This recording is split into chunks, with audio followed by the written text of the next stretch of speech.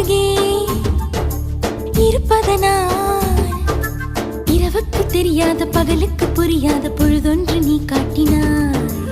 இதயத்தில் நீ இருப்பதனால் நான் தூங்கும் நேரத்தில் என்னுள்ளே தூங்காமல் நெஞ்சுக்குள் வாயாடினாய்.